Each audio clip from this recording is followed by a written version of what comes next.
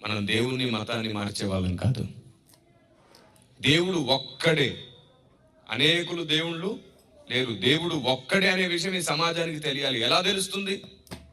అర్థమయ్యేటట్లు చెప్పాలి. మీరు చెప్పండి, మీకు ఎప్పుడైనా దెబ్బ తగిలినప్పుడు, కొంచెం ట్రిపుల్ తగ్గించినాను, మీకు ఎప్పుడైనా దెబ్బ తగిలినప్పుడు మీ నోటి నుంచి వచ్చిన మొదటి మాట ఏమిటి? ఎప్పుడు దెబ్బ తగిలినా అమ్మ. ఎప్పుడైనా మీరు అమ్మలారా అన్నారా? ఎందుకు అనలేదు? పాపం అమ్మలారా అని ఎందుకు అనలేదు? దెబ్బ తగిలితే అది వెరీ గుడ్. అమ్మ ఒక్కతే కదా, అందుకని ఏమని పిలుస్తాం? అమ్మ అని ఒక్కదాన్నే పిలుస్తాం.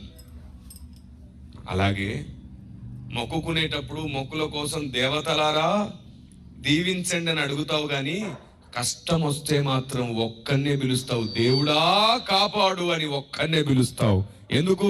అమ్మ ఒక్కతే, దేవుడు కూడా ఒక్కడే కాబట్టి. దేవునికి స్తోత్రం కలుగును గాక.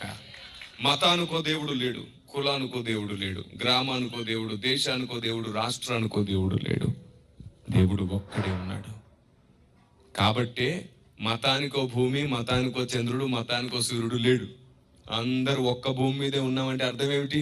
అందరికీ ఒక్కడే దేవుడు అని అర్థం. మతానికో దేవుడు ఉంటే మతానికో భూమి ఉండాలిగా. మరి అందరికీ ఒక్కడే దేవుడు. ఓ పెద్ద ఆయన అన్నాడు, బాగా చెప్పావు బాబు, దేవుడు ఒక్కడే.